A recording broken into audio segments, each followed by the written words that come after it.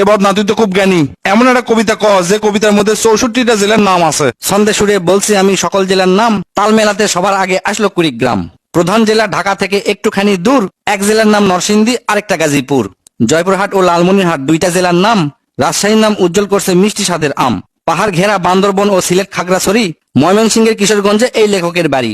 নেত্রকোনা সুনামগঞ্জে আছে ধানের মাঠ, সুন্দরবনের কাছে আছে খুলনা বাগের হাট। ভোলা এবং বরিশালে আছে অনেক নদী, পাবনায় আছে পাগলাগারদ, বগুড়ায় আছে দধি। পাশাপাশি দুইটা জেলা টাঙ্গাইল জামালপুর, আরো দুইটা জেলা হলো কুষ্টিয়া যশোর। মনের মতো একটা জেলার নাম তার মাগুরা, দন্তানতে নারায়ণগঞ্জ, নাটোর ও নওগাঁ। দন্তানতে আরো 4টি জেলা বলতে আমি পারি, নবাবগঞ্জ ও নোয়াখালী, নড়াইল, নীলফামারী। গঞ্জদিয়া মানিকগঞ্জ হয় আরো মুন্সিগঞ্জ, গোপালগঞ্জ হয়, হবিগঞ্জ হয় আরো সিরাজগঞ্জ। চাপাই নবাবগঞ্জ কিন্তু গঞ্জ দিয়া ভাই, এদের ছাড়া বাংলাদেশে আর কোনো গঞ্জ নাই।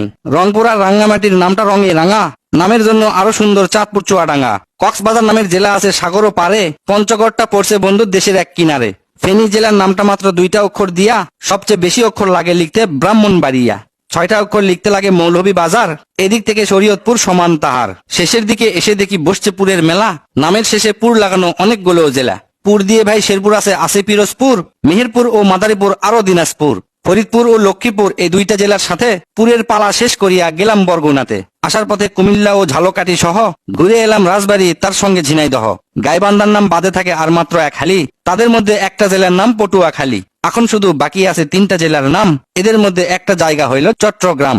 সাতক্ষীরায় আর ঠাকুরগাঁয়ে হইল এই কবিতার শেষ। এদের নিয়েই গড়া আমার সোনার বাংলাদেশ।